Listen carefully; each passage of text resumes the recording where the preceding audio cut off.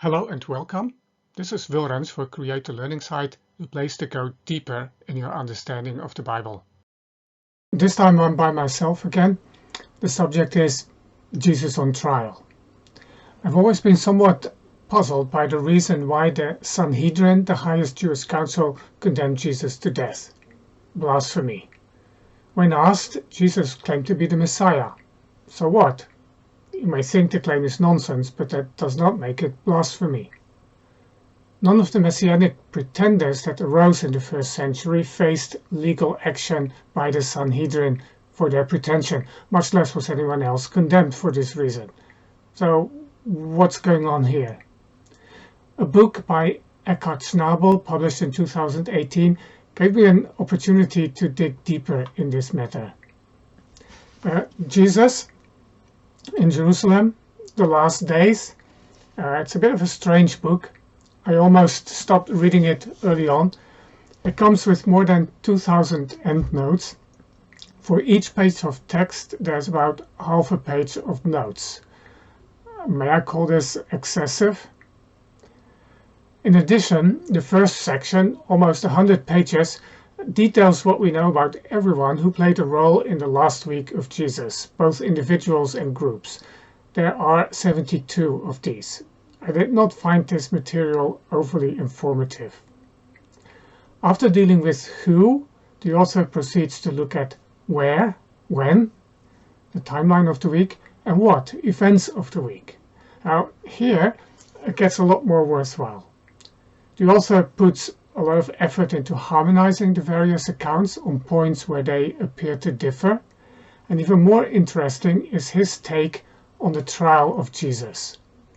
Now, the trial of Jesus by the chief priest seems to have consisted of three parts. There was a preliminary inquiry before Annas, the former high priest and father-in-law of Caiaphas, who was the presiding high priest.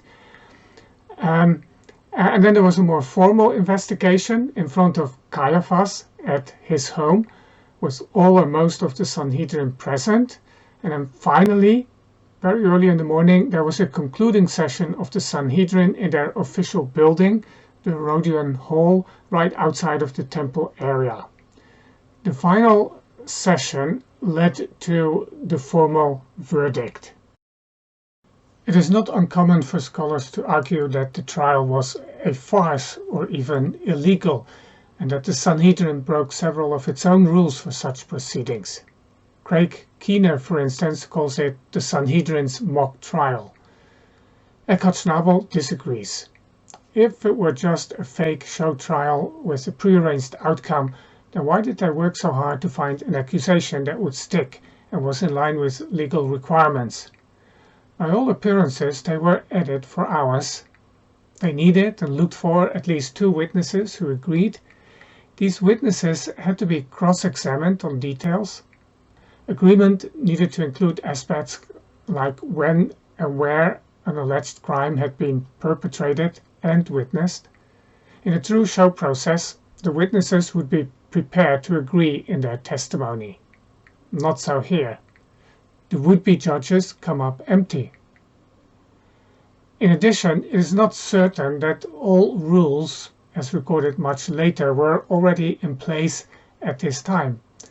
And Schnabel contends that several rules, such as not pronouncing a verdict on the same day as the interrogation, but leaving at least one night in between, do not apply to the very serious crimes of blasphemy and seduction.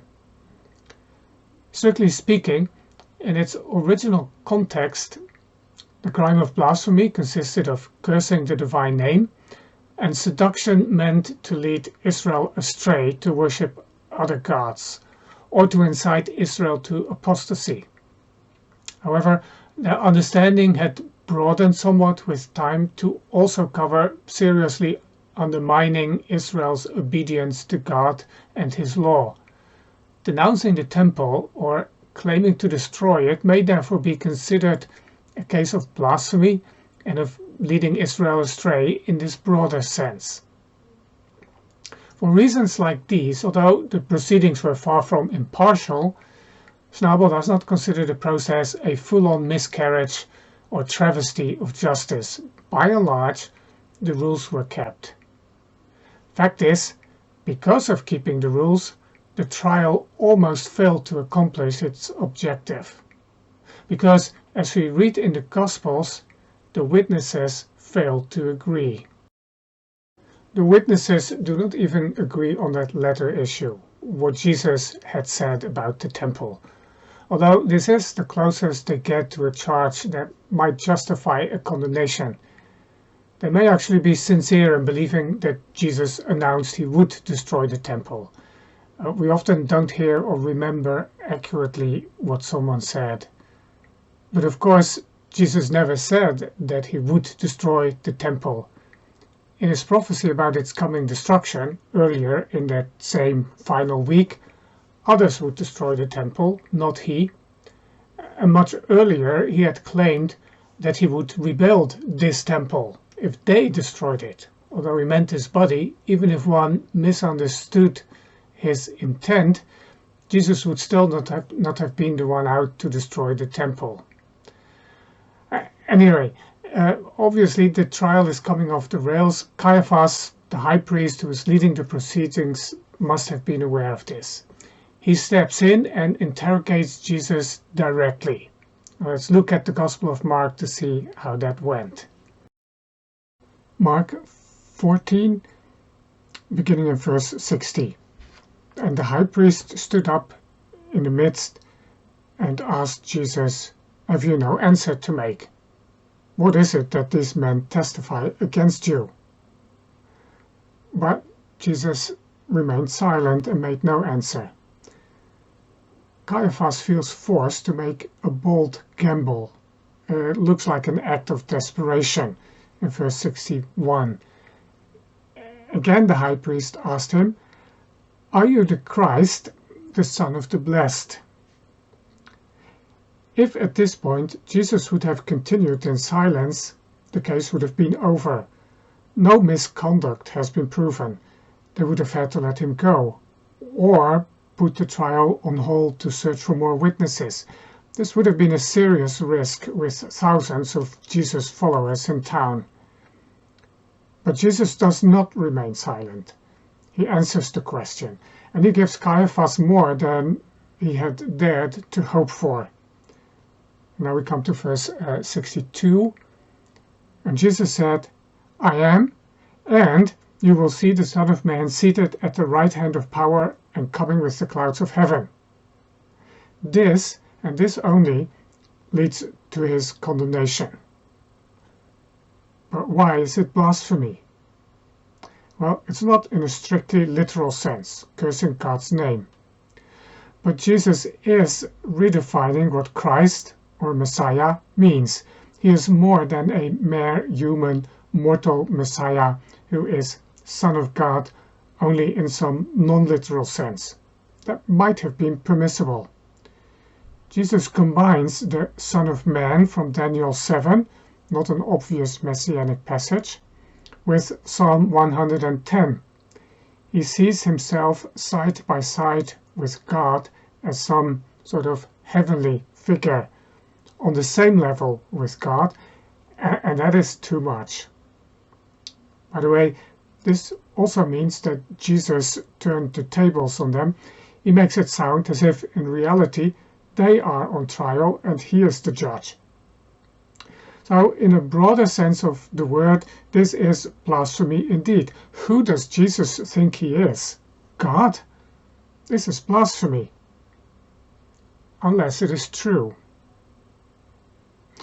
Well, the Sanhedrin needs Pontius Pilate, the Roman governor, to approve the verdict. This turns out to be harder than expected. Pilate offers resistance. Let's jump to the Gospel of Luke to see how the accusation is put forward. Here, chapter 23, the whole company of them arose, brought him before Pilate, and they began to accuse him, saying, "We found this man misleading our nation and forbidding us to give tribute to Caesar, and saying that he himself is Christ, a king." By the way, notice that the second charge about not paying tribute to Caesar is entirely false. Jesus never forbade this. The chief priests are attempting to translate the Jewish crimes of seduction and blasphemy into terms Pilate would understand. A religious transgression is politicized. Seduction is turned into sedition, that is, incitement to revolt. Of most interest to Rome is the claim of kingship. Jesus had indeed agreed to being the Christ, that is, the coming king. The charge is not entirely without truth. So Pilate asked Jesus point blank, "Are you the king of the Jews?" And Jesus answers, "You have said so." Well, what does that mean? Does that mean yes? Does it mean those are the terms and categories you think in, but I don't? The longer version of the conversation in John 18 suggests the latter. Jesus explains that his kingdom is not of this world.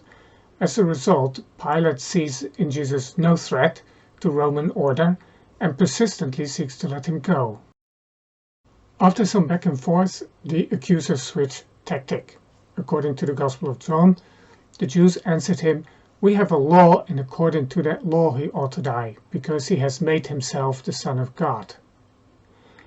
If Pilate won't condemn Jesus as a would-be king, maybe he will grant them to follow their own law. The Jews are more concerned about the alleged blasphemy than about the messianic claim anyway. But this does not sway Pilate. The accusers therefore resort to their trump card. The Jews cried out, "If you release this man, you are not Caesar's friend. Everyone who makes himself a king opposes Caesar." At this, Pilate caves in. It means red alert. There's a real risk that the Jews would indeed send an embassy to Rome with a formal complaint, something that did happen later in his career. He could not believably explain to the emperor he had let a man claiming to be king of Israel walk free. Ironically, it is this part of the charge brought against Jesus, not blasphemy, but that he claims to be King Messiah, that holds up. He is crucified for this reason, as the inscription on the cross indicates, Jesus of Nazareth, King of the Jews, here abbreviated in its Latin form, INRI. Thus, Jesus was crucified as King of the Jews, to the Romans an act of sedition, to the Jews, because of its expanded meaning, a blasphemous claim that was leading Israelites astray, away from God. But what if it is true?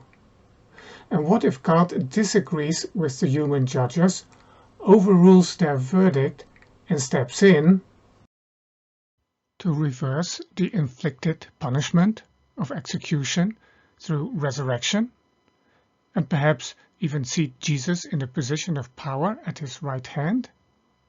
Nah, what are the odds of that?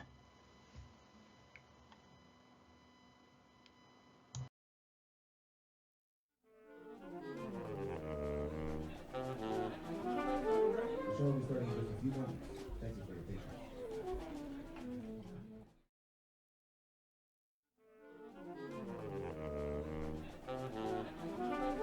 The show will be starting in just a few moments.